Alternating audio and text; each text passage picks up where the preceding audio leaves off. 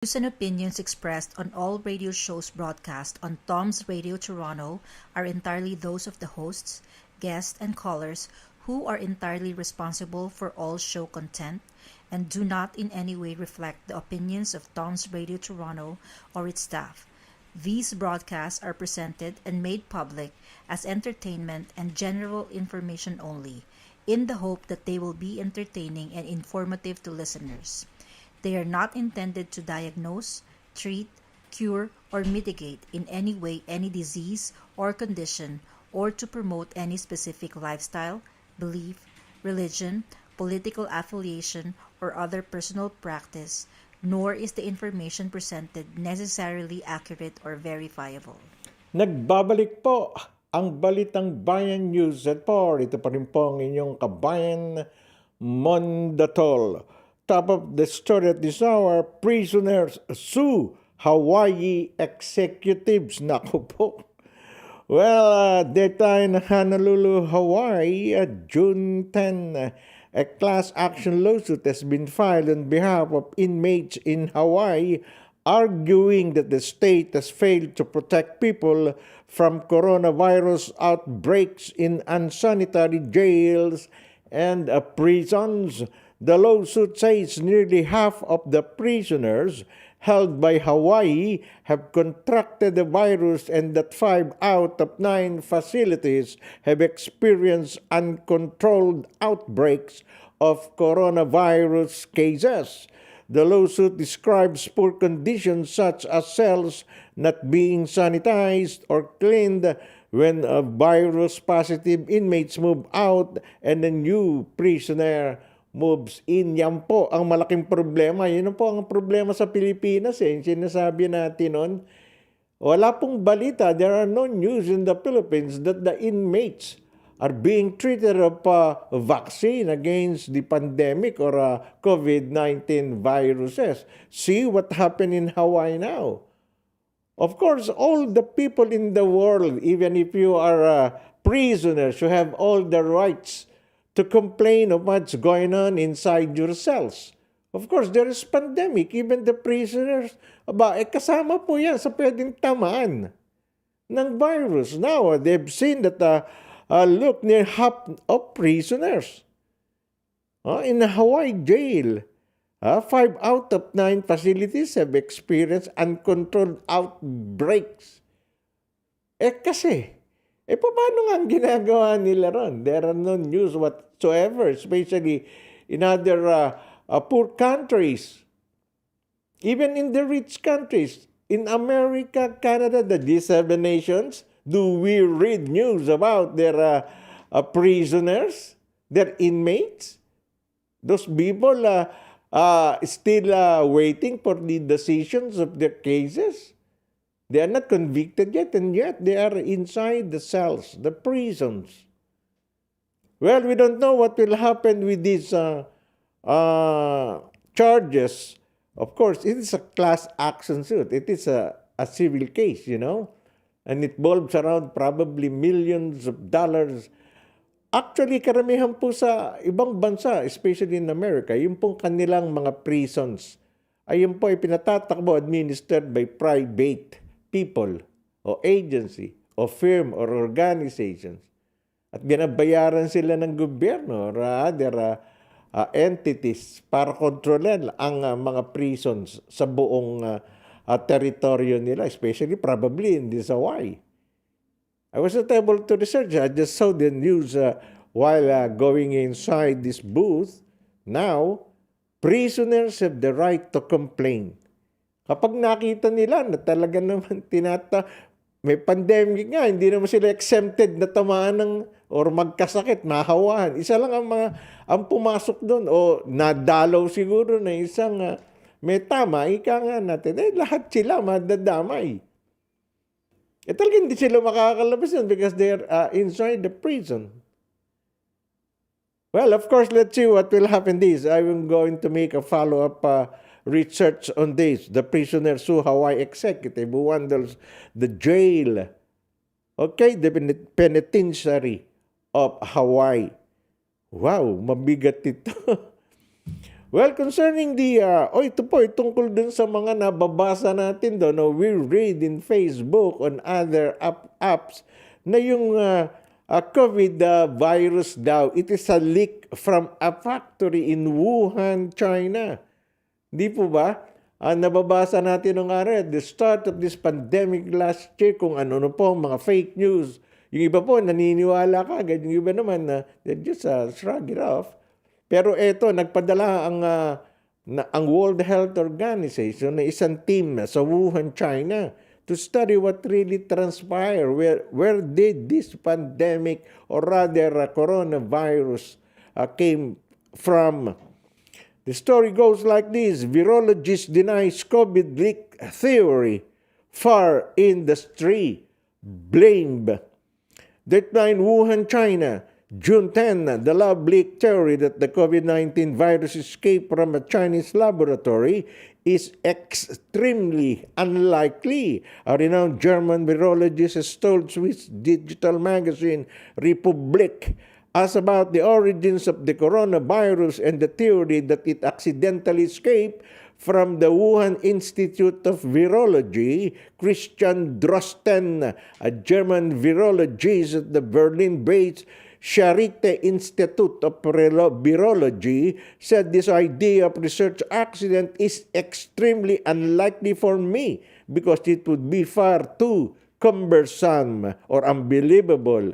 Drosten, who has been researching coronaviruses for years and also played a crucial role in the discovery of the SARS-associated coronavirus in 2003, said the most likely origin was carnivore breeding and the fur industry.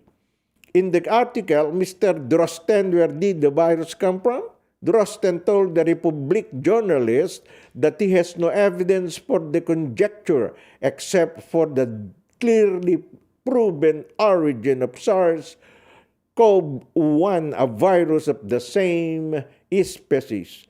Viruses of the same species do not do the same things and often come from the same source, he was quoted as saying, noting that the scientifically documented transitional host of the SARS virus were raccoon dogs and crawling cats.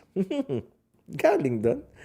Drosten came to international prominence during the COVID-19 pandemic as an expert on the implications and actions required to combat the disease. In addition, Drosten said that global travel and meat consumption had contributed to the spread of COVID-19.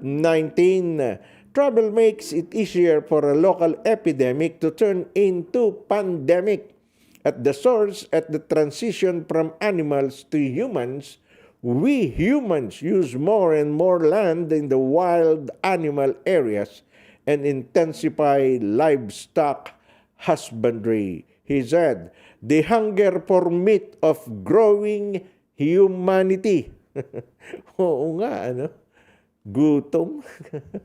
Well, the denser and larger the animal population, the greater the chances that the virus, once it has entered the population, will explode and mutate like SARS-2.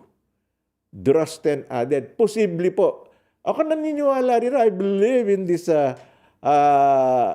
Drosten theory. It's not a theory, actually. He went there to Wuhan, investigated that such thing. Wala naman, hindi naman laboratory daw talaga. Not only Drosten went there, several other bright minds on virology and other scientific and sciences study of these viruses. Wala po, wala silang nakita ron. It came from animals. Because humankind, yung mga tao po, people, they want to eat. They want to eat.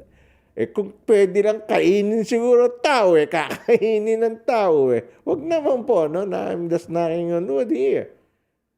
Pero they want to experiment. People come to other places in the world just to experiment, just to see for their own eyes, What if I eat this animal? What if I eat this mammal? Yun, ganun ang nangyari siguro. Di ba? Ang sabi nga nitong si Drosden, ha? Wow. Naku po, ika nga natin, nako. Hindi naman po. Anyways, Drosden is an expert. Ayan, kaya siguro paniniwalaan na to.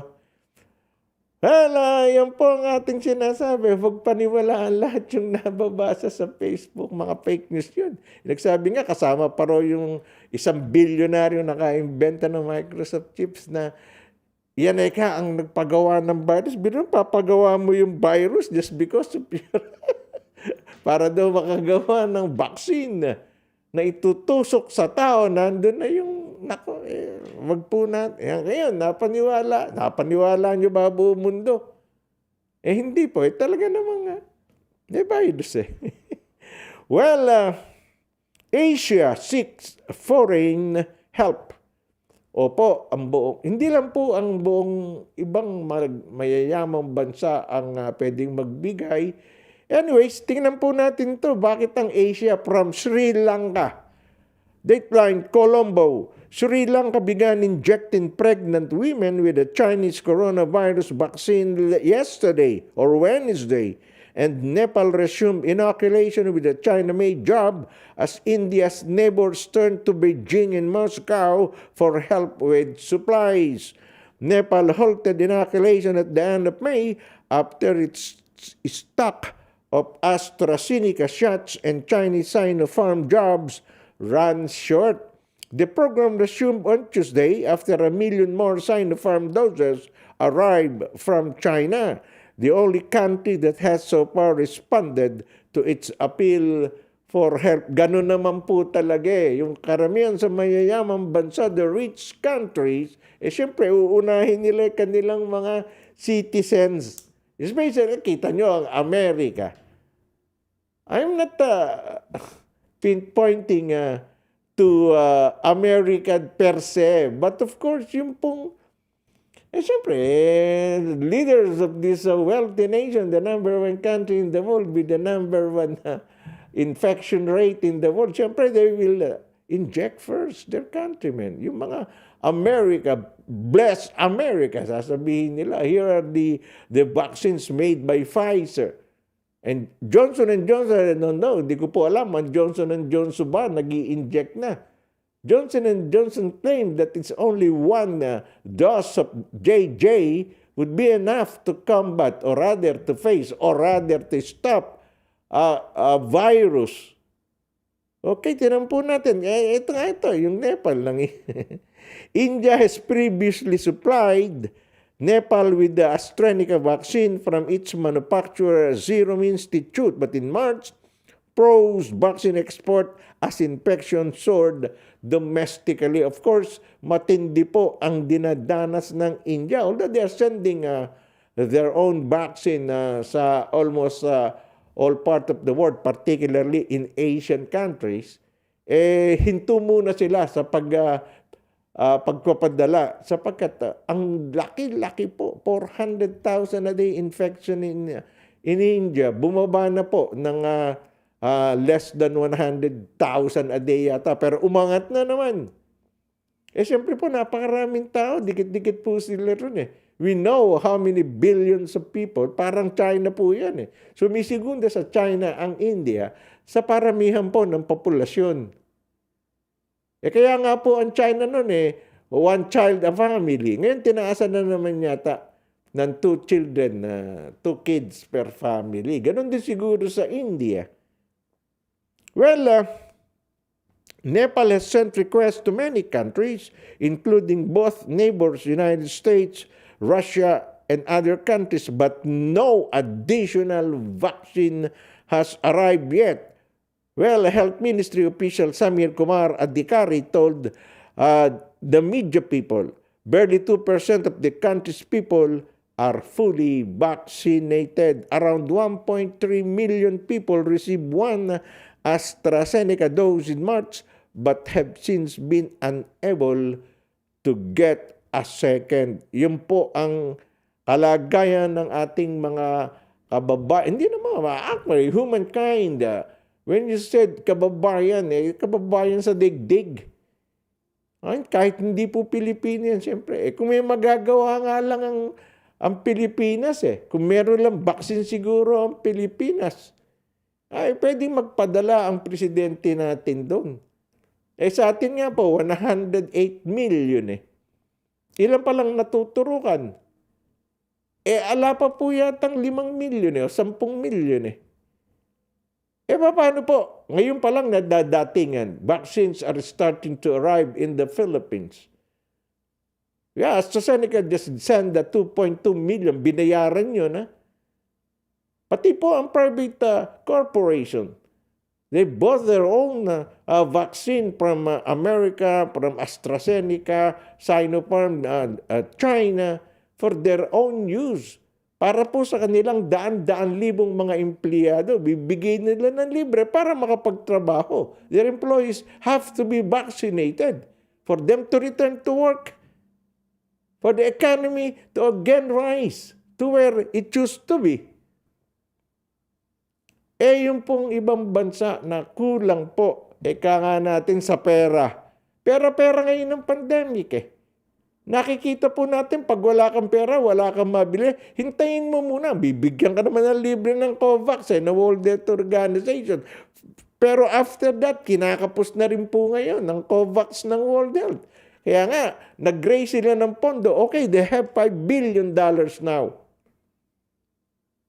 Bibili na rin ang World Health Organization sa mga manufacturer ng vaccine. Sa UK, sa US, pati Russia, Sputnik 5 The problem now is for the countries all over the world na walang masyadong pera. Nagutom kulang ang pera. Paano na yan? Hintay sila ng ibibigay ng USA at ng Russia. Ang China nagbibigay pero not enough. Well, nangako po si Presidente Joe Biden will give 800 million doses of vaccine sa mga mahihirap na bansa. Apektado po 92 countries all over the globe. Kasama na yan yung mga sa Asian countries. Sana nga po mapadala kagad. Hindi nahihintayin pang manigas lahat itong mga tao sa mundo. Well, hindi naman pababayaan ng Diyos yan. The matter is on our Creator's hand now. Pero we have to do something for ourselves. Di ba? Kaya nga sinabi ni Biden, America is back to the world. Okay, sapagkat tumatenda po si Biden ng G7. Diyan po sa UK. And he's so proud telling them, we're here, we're back. And it's a different administration now, not the Trump administration who hate China. Hindi po At least now, we could see the democratic way of how Biden will treat the world now.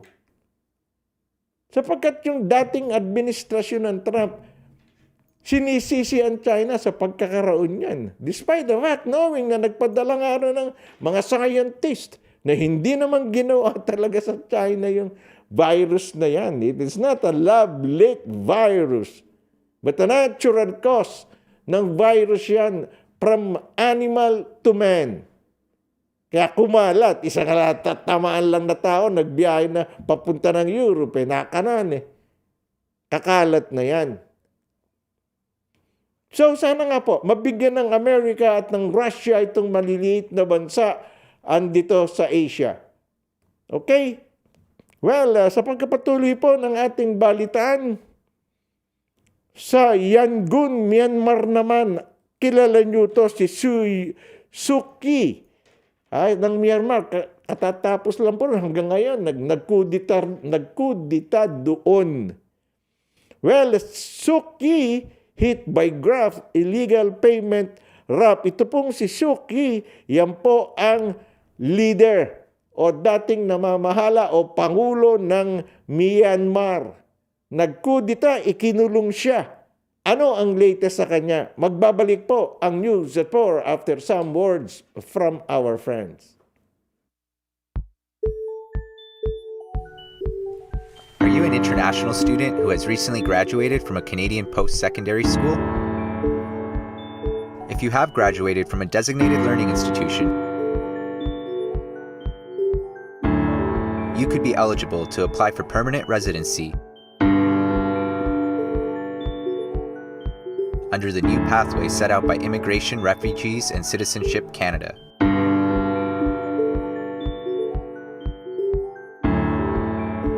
Contact Genesis Immigration Consulting.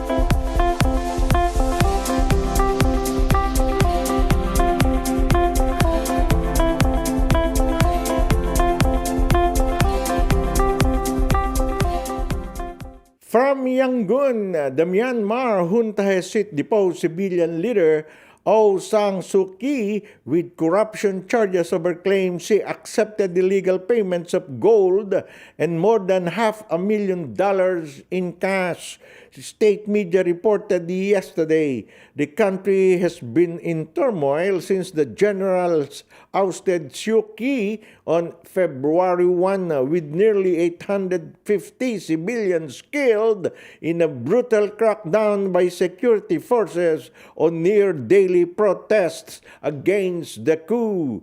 The 75-year-old Nobel laureate, who has been in custody since the coup, is facing a raft of wide-ranging criminal charges, including sedition and breaching a colonial-era secrecy law.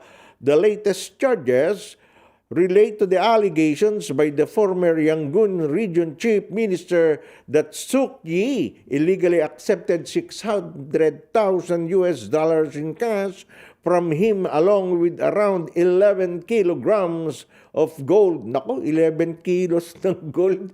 Isang gramo lang nun 10,000 na yata ang presyo 11 kilos yan. We're talking of kilos here, not grams. Well, the Anti-Corruption Commission found evidences that Suu Kyi had committed corruption using her rank, according to the Global New Light of Myanmar, a state-run newspaper. Myanmar has been in uproar since Suu Kyi and her National League for Democracy (NLD) government were ousted in a February 1 coup with nearly daily protests and a nationwide civil disobedience movement. Almost 880 people had been killed by the military, according to a local monitoring group. Suu Kyi, 75 years old, will go on trial next Monday in Naypyidaw, where she is charged with violating restrictions during last year's election campaign and processing unlicensed walkie-talkies. Bah! Walkie-talkies is enough for a coup? My gosh. Proceedings will start on June 14 and are expected to wrap up by July 26, according to her legal team. Suu Kyi's lawyer have been allowed to meet with her just twice since she was placed under house arrest. with weeks of delays to her legal case. We will get testimonies from plaintiffs and witnesses starting from the next hearing on Monday, lawyer Min Zoe said after meeting her in the capital city of Naypyidaw. Suki will also appear in a separate trial slated to begin on June 15, where she is charged with sedition alongside ousted President Min Mayint and senior NLD leader Dr. Mayo Aung, the lawyer said. There was a heavy police presence around the Naypyidaw Council compound close to where the court is located, with roadblocks along the street leading to the area. Suki asked all people to stay in good health. Min So added the ousted leader faces a separate charge of violating a colonial-era secrecy law, a case that is pending in a court in the commercial hub Yangon. Groundhog Day again, Myanmar analyst David Mattison said, adding that proceedings in the junta, or rather junta-backed court, would be a little more than a show trial. Of course, that is coup d'etat. Military junta court will handle the case of the ousted leader of Myanmar. Nako, matindihan. Iba po ang martial law. Iba pong mga martial law babies sa Pilipinas. Inabutan nyo ba yun? May curfew, baka kalabas ka sa gabi, pero pag nakita ka, kailangan meron kang passes eh. You've got to have a pass, ika nga. Halimbawa, taga Nueva Ecija ka, pupunta ka ng Maynila. Sa gabi, lumakad ka ron eh. Pag kahit may sasakyan ka, daming checkpoint. Hihinto ka, pakikita mo yung passes ng militar. This is allowed to travel, yung mga ganun ba. Anyways, mahirap po yung martial law. Depende rin po kung yung military po talaga, talagang militar. Militar yan. Well, child labor enslaves 160 million people according to United Nations. Wow. Geneva, the world has marked the first rise in child labor in 2 decades, and the coronavirus crisis threatens to push millions more youngsters toward the same fate, the United Nations said today in a joint report. The International Labour Organization and the UN Children's Agencies, UNICEF, said the number in child labor stood at 160 million at the start of 2020, an increase of 8.4 million in 4 years. Wow, 2 million taon-taon. The hike began before the pandemic hit and marks a dramatic reversal of a downward trend that had seen child labor numbers shrink by 94 million between year 2000 and 2016, it said. Just as the COVID-19 crisis was beginning to pick up steam, nearly 1 in 10 children globally were struck in child labor, with sub-Saharan Africa the worst affected. While the percentage of children in child labor remained the same as in 2016, population growth meant that the numbers rose significantly, and the pandemic risked worsening the situation significantly, the agency said. They warned that unless urgent action is taken to help ballooning numbers of families plunging into poverty, nearly 50 million more kids could be forced into child labor over the next 2 years. Hey, we are losing ground in the fight to end child labor, UNICEF chief Henrietta Fore told reporters, stressing that the COVID-19 crisis is making a bad situation even worse. Now, well into the second year of global lockdown, or rather global lockdowns, school closures, economic disruptions, and shrinking national budgets, families are forced to make heart-breaking choices. Alright? The report, which published every 4 years, showed that children aged between 5 and 11 accounted for over half of the global figure. Boys were significantly more likely to be affected, accounting for 97 of the 160 million children toiling in child labor at the start of 2020. Wow! But the gender gap narrows by half when household chores performed for at least 21 hours per week are counted. Particularly concerning perhaps the significant increase in children between the ages of 5 and 17 who are doing so-called hazardous work, which is deemed to affect a child's development, education, and health. This can include toiling in dangerous industries like mining or with heavy machinery and working for more than 43 hours a week, which makes schooling next to impossible. Of course, how could they go to school if they are working 43 hours a week? My gosh! Balitang Pilipinas naman, Presidente Duterte dadalo sa pagdiriwang ng Araw ng Kalayaan Manila, Philippines, June 11 sa kauna-unahang pagkakataon. Dadalo ng personal si Pangulong Rodrigo Duterte sa pagbubukas ng araw o rather sa pagdiriwang sa pagdiriwang sa Sabado ng Araw ng Kalayaan or sa June 12, sinabi ni Presidential Spokesman Harry Roque na sa labas ng Metro Manila ang dadaluhang aktibidad ng Pangulo. Pero hindi sinabi ni Roque kung saan lugar ito dahil na rin sa pangseguridad na dahilan. Ito ang huling taon na makakadalo ang Pangulo sa Araw ng Kalayaan bago matapos ang kanyang termino sa susunod na taon. Seguridad? Saan ba ginagawa ang Araw ng Kalayaan na celebration? Di ba? Sa Aguinaldo House. Ayan, sa Cavite yun. Tapos sa Luneta. Anong seguridad doon? Wala naman nagpupuntang tao ngayon doon. Ay, ano ba yan? Bakit? May papatay ba kay Duterte bago matapos ang termino niya at may makaupong Vice President? Nakon mo, sinasabi lang po natin, pero inilihim pa ba ng Malacanang? Kung saan siya pupunta at para, commemoration ng Independence Day, di gawin na lang yung virtual para walang takutan. Natatakot na sabihin, pupunta rin, lalabas din ng Malacanang.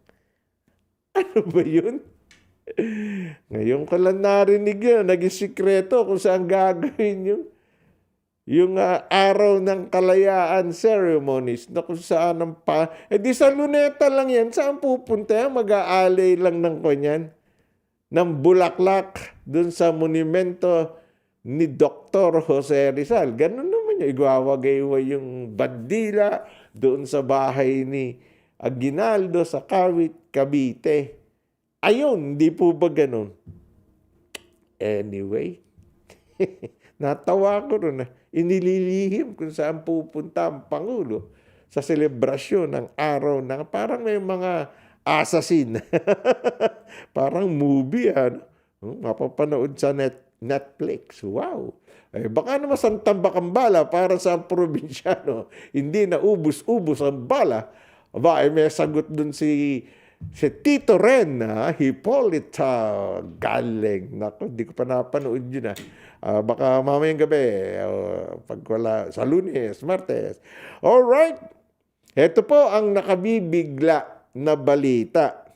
Presidential seal, iba pang stickers, ibinebenta online ng Dragon. Nakita niyo po yung mga dinalagay na sticker sa mga sasakyan. Office of the President, nakalagay doon, malaking-malaki. Pag yan nasa harapan ng iyong dashboard o sa sasakyan mo, sa salamin, sinong pulis ang huhuli sa'yo? Office of the President yung na yun, ano? Naku po, paano? Ano nangyari? Well, inaresto ng mga tauhan ng National Bureau of Investigation or NBI ang isang lalaki na sangkot sa pagbebenta online ng mga stickers ng pamahalaan, kabilang na ang presidential seal. Yun na nga po sinasabi natin Bilog yun Office of the President of the Philippines. Diyos ko, nak ng dragon, ano ba naiisip ng mga taong ibenta? Nahuli siya sa isang entrapment operation kamakailan sa Taguig City. Kinilala ni NBI Officer in Charge Director Eric Distor ang nadakip na si Leon Cruz III. Leon, hindi Leon Guerrero to, ng Bambang Taguig City. Nahaharap siya ngayon sa kasong paglabag sa Presidential Executive Order 141 Series of 1999 or yung illegal sale of presidential seal. Sa ulat ng NBI Special Task Force, nakatanggap sila ng reklamo ukol sa illegal na pagbebenta sa online shop ng Presidential Seal, NBI Seal, Bureau of Custom, Philippine Coast Guard stickers, gamit ang pangalang carstickers.ph, Jamil T. Supi, and at Leon C. Cruz CE. Wow! Galing, ano? Isang posure buyer ng NBI yung umorder na sticker sa carstickers.ph at nakumpirma ang address ng suspect nang dumating na ang order. Dito nakipagkoordinasyon ng NBI sa pamunuan ng online selling platform para sa koordinasyon sa pagkakasa ng entrapment operation. Muling umorder ang kanilang posture buyer buhat sa seller na nagkumpirma na available ang item. Isang operatiba ang nagpanggap na delivery rider at nagpanggap na kukumpirmahin muna sa seller kung sa kanya ang item na i-deliver. Nang lumabas si Cruz sa kanyang bahay at kinumpirma na nga ang item na galing sa kanya. O rather, tapos ka. Dito na siya dinakip ng mga nakaantaway na NBI agents. Antindi, no? Sticker, pati ang NBI seal, Bureau of Custom, Coast Guard. Yung Bureau of Custom, may sticker sila talaga, mga official yun. Nakapapasok ng walang haringan yun sa pier, sa mga port. O halimbawa, may nakita silang kotse, Mercedes-Benz, chika nga, may seal ng ng Bureau of Custom, may kasunod na truck. Dire-diretso, di sasaludo pa yung mga gwardya. O pagdating sa loob nun, may kinukuha na palang mga kargamentong kasapakat yung ibang staff na mga nagtatrabaho nun sa custom. O nailabas na yung mga illegal na mga, halimbawa, mga cellphone, mga kung ano anik-anik pang nandun sa warehouse.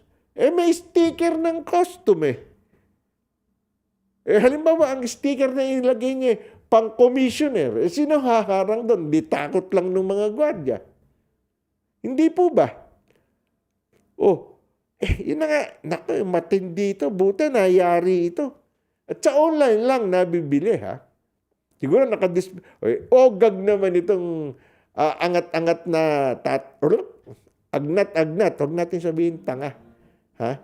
Ipinopost niya sa kanyang Facebook account yung mga sticker. For sale. Anak ng dragon, pati si Sendang mo, maluluko mo, tsaka si Tita Rose ng kababaihang Rizalista ng Canada. Salamat po sa inyong patuloy na pagsubaybay at panonood sa Tom's Radio Toronto. Ito pong Balitang Bayan at Datol Order. Ayan, salamat po sa inyo lahat. Saludo. Ang Datol Order at Balitang Bayan host mo, Datol sa inyo. Si Lady Alves of Canada, Sina Sagala, at si Lady Rose Cruz ang Pangulo ng kababaihang realista. Salamat po. Nabanggit ko lang at ako'y natutuwa po sa inyo. Well, yun ang dapat dito. Paano kaya gagawin dito? No? Paano niyang ginagawa yun? Ano? Yung seal kasi na yan, may mga machine na, siyempre, siguro pag kailangan magaling ka dun sa, para nang gumagawa ata ng t-shirt siya na DJ Ricky Q, no? Gagawa ka ng drawing na gano'n. Tapos, nako. Marami pong makagagawa ganyan. Pero the problem is, if you sell that, may batas pong pinagbabawal yan A seal of the President of the Republic of the Philippines. Paano kung yung seal ng PIDEA naman? Yung PIDEA, yung sa... pag yun nakagawa sila nun, may mahuhuli ka pa bang drug dealer? Yung mga truck nila at saka yung mga sasakyan, may seal ng PIDEA. Drug and Enforcement Authority. Nako! Dapat talaga, ewan ko kung anong parusa ibibigay dyan. Ay, sarap nun. Well, vaccination sa Maynila, suspendido daw muna, sabi ni Yorme. Sinuspindi muna kahapon ang mass vaccination sa Maynila para sa first dose ng COVID-19 vaccine makaraang maubos na umano ang supply ng bakuna na ibinigay sa kanila ng national government. Well, wala na po tayong bakuna, magantapay po ulit tayo sa resupply ayon pa kay Mayor Isko Moreno. Gayunman, sinabi ni Moreno na tuloy ang pagbabakuna sa mga bedridden citizens na pinupuntahan sa kanilang mga bahay ng Manila health workers. Kahapon, pinuntahan ng mga vaccinators ang mga bedridden citizens sa District 4 at 5 at binigyan ng first dose ng bakuna. District 4 po, Sampaloc yan Yan ang alam ko. Samantala, hindi kayat naman ni Moreno ang mga residente na magparehistro habang naghihintay ng pagdating ng mga supply ng bakuna mula sa nasyonal na pamahalaan at maging sa mga bakuna na ang pamahalaang lungsod mismo bumili pero nakatangdang dumating pa sa Hulyo sa susunod na buwan.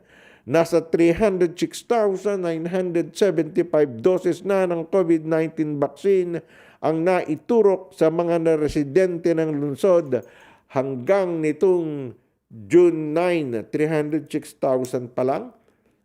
Million po ang populasyon ng Maynila ang daytime population niyan, mga 8 to 10 million tao. Ang nighttime po, yung nakatira talaga ron, 5 million to 6 million. Naku, layo pa pala, ala pa pala 1 million. At any rate, hinggil pa rin po sa ating COVID-19, 64,000 health protocol violators naitala sa loob na 1 linggo. Anong ginawa rito ng mga humuli? Babalikan po natin ang istorya ngayon sa pagbabalik ng News at 4. Sandali lamang po. Are you an international student who has recently graduated from a Canadian post-secondary school? If you have graduated from a designated learning institution, you could be eligible to apply for permanent residency under the new pathway set out by Immigration, Refugees, and Citizenship Canada.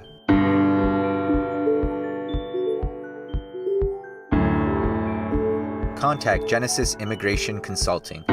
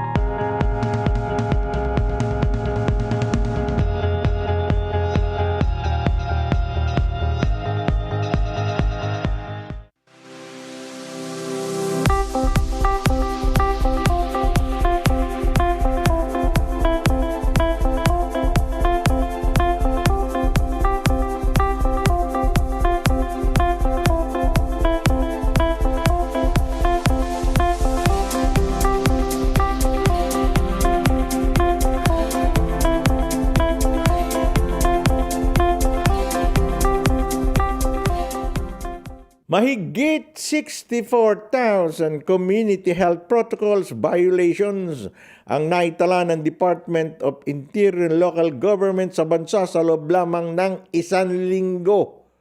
Mula Mayo 31 hanggang Hunyo 6, 2021, ayon kay DILG Undersecretary at Spokesperson Jonathan Malaya, ang 50,021 sa mga ito ay kaso ng non-compliance o hindi pagtalima sa pagsusuot ng face mask sa mga publikong lugar at sa lahat ng pagkakataon. Nasa 28,087 sa mga ito ang winarningan lamang. 17,395 ang pinagmulta. Magkano kaya, no? Hindi sinabi. 3,413 ang ipinasailalim sa community service at 1,126 ang inaresto dahil sa regular filing ng mga kaso at inquest proceedings.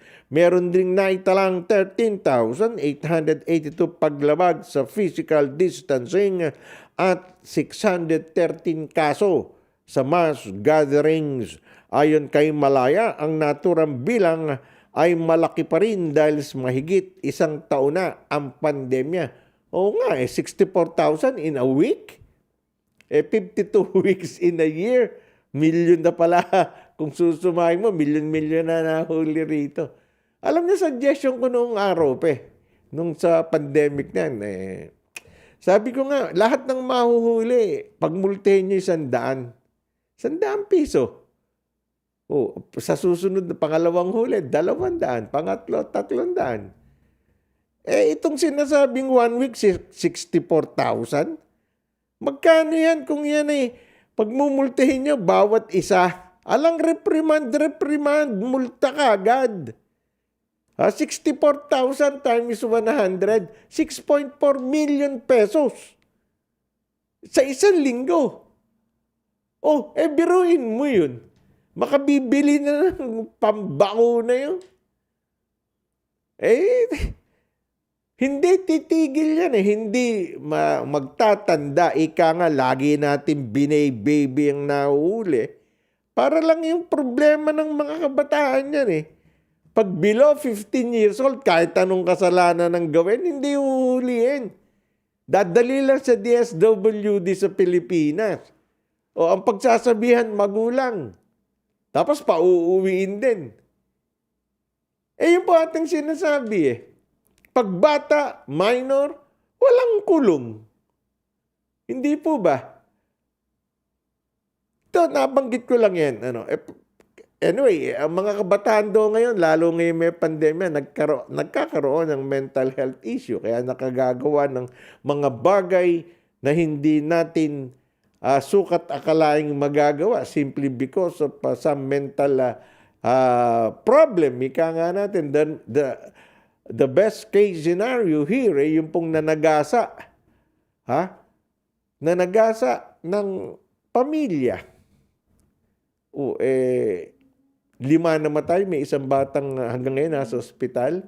Islamophobic daw ang tawag doon, galit daw sa Muslim.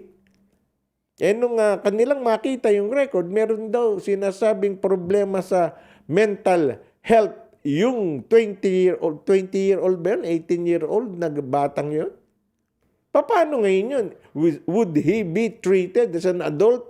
Pero paano kung talagang merong mental case yung kanya, mental issue yung batang yun? Nakangiti pa raw habang... Yan po ang ating aantabayanan. Yan po ang ating susubaybayan. Haharap sa korte nata kanina. Let's see kung ano nangyari. Wala pa pong balita tayong nababasa dyan. Pero sa Pilipinas Health Protocol violators, ala na pong kung ano-ano pa. Ang titigas ng ulo nyo. 100 tikitan nyo. Maka 100,000 kayong ticket. 10 milyon yun. 100 piso bawat huli.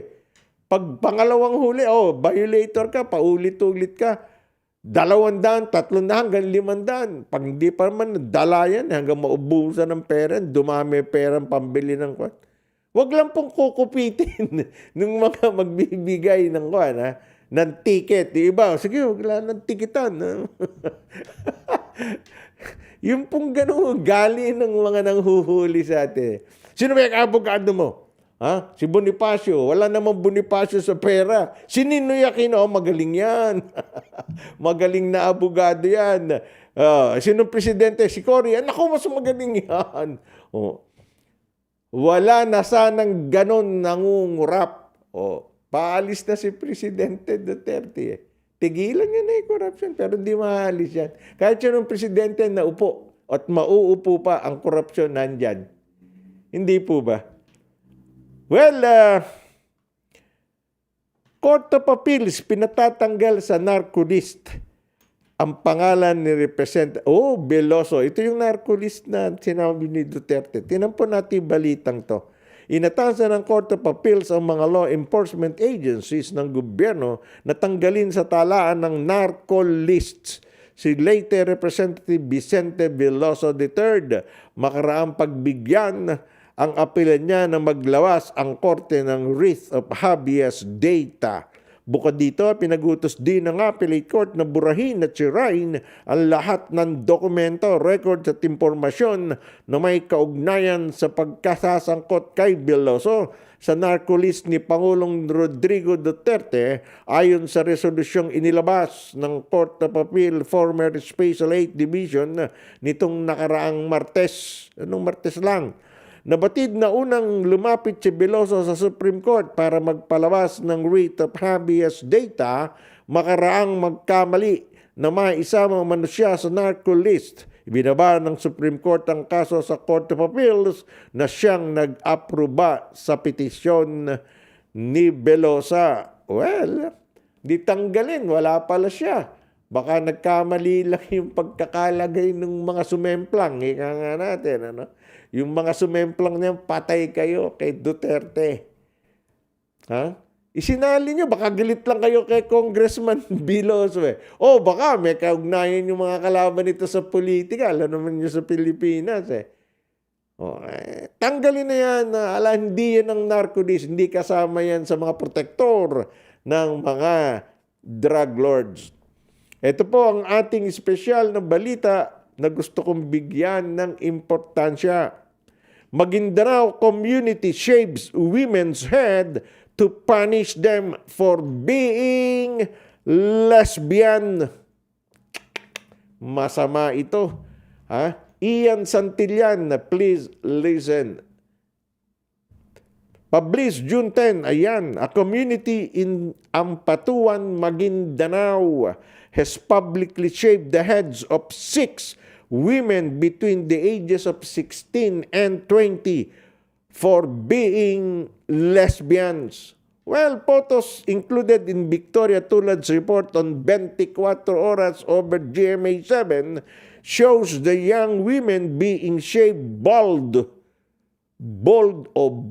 kinalbo, surrounded by onlookers. Some photos also show the hair hacked off at different lengths. According to the report, the resident said that the women were being punished, claiming that, eto po, pakinggan nyo, Islam prohibits being part of the LGBTQIA community. One of the women's relatives said that the public punishment stemmed from a parent's complainant. A provincial official, however, said the residents should not have done this. Meron tayong batas na bawal magkaroon tayo ng diskriminasyon, lalong-lalo na sa Pilipinas. Maguindanao 2nd District Board Member King Mangundadato said, we have a law that prohibits discrimination, especially in the Philippines. This was echoed by LGBT rights group Ladlad Party List. Well, we respect the Islam religion, but we'd like to remind the parents and the ustads of Muslim Mindanao na wala po tayong state religion. Therefore, yung mga bata po natin, mga kabataan, mga Pilipino, may karapatan po tayong civil and political rights. Sabi pa ni Ladlad President Danton Remoto. Well, sa amin pong pananaw, legally mali po yung ginawang panghihiya, he added. Remoto also pleaded for equal treatment for all Filipinos. Meanwhile, the National Commission on Muslim Filipinos declined to comment. Mangundadatu also plans to hold a meeting with the women and their parents over the issue, explaining concern over the trauma the women may be experiencing due to the community's action. Yan po ang ating mga balitan. Naku, paano na nga kaya yun? Illegal hindi tinatanggap ng Islam religion yung member ka ng LGBTQIA. Malaking problema po yan. At any rate, maraming salamat. Thank you very much for continuously supporting and watching Tom's Radio Toronto. Well, sa ating pong mga kaibigan at patuloy pong nanonood ng Balitang Bayan News at 4, Datol Order Sabado at Linggo. Maraming salamat po. Ito po inyong kabayan mo Datol, nagpapaalam. Hintayin niyo po pamaya-maya. Let's talk with my co-host, Josie Islaya or Islaa. Magandang hapon po sa inyong lahat. Are you an international student who has recently graduated from a Canadian post-secondary school? If you have graduated from a designated learning institution, you could be eligible to apply for permanent residency under the new pathway set out by Immigration, Refugees, and Citizenship Canada.